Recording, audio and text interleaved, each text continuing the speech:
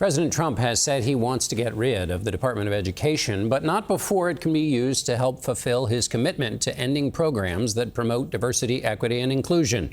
Today, the department says schools that receive federal dollars directed towards at-risk institutions risk those funds if they continue DEI policies. For tonight's interview, we are joined by Cornell William Brooks. Thank you so much for joining us. Can we get... The DEI has a lot of definitions in the world. So help people, what does DEI mean to you?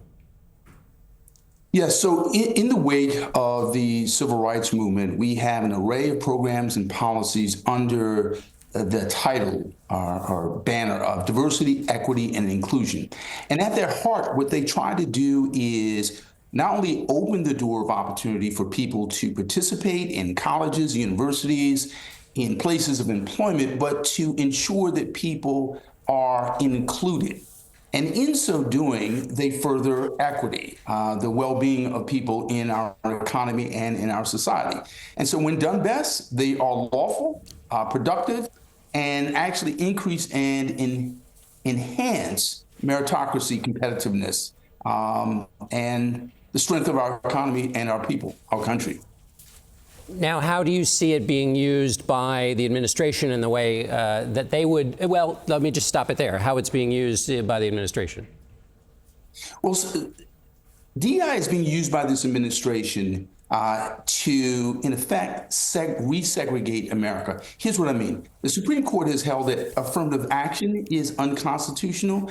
It has not held that DEI is in any way unconstitutional or unlawful. So this administration has, through executive orders, through investigations by federal agencies that have literally laid off most of their civil rights lawyers. And what they've done is, as reached out to colleges and universities to put them on notice that if they operate these lawful programs, that they will have their funding cut. In other words, extorting colleges and universities for their use of lawful programs to diversify their administration, staff, and students. And the same is true for employers all across the country, most prominently law firms. Let me ask you an important question about another executive order that the president signed, which he calls, quote, restoring truth and sanity to American history. And it criticizes the National Museum of African American History for promoting what the president calls divisive race-centered ideology. In less than a minute we've got left. What is your thought about that executive order? This is a wrong-headed and wrong-hearted endeavor.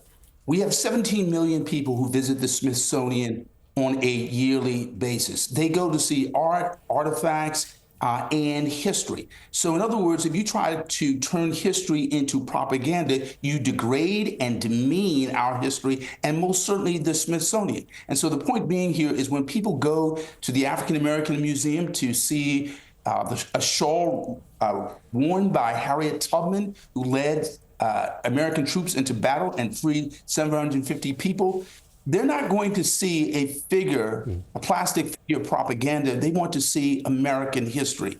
And this administration is really trying to turn our Smithsonian into a sideshow, and we deserve better. Cornell William Brooks, former president of the NAACP and professor at Harvard. Thank you so much for joining us.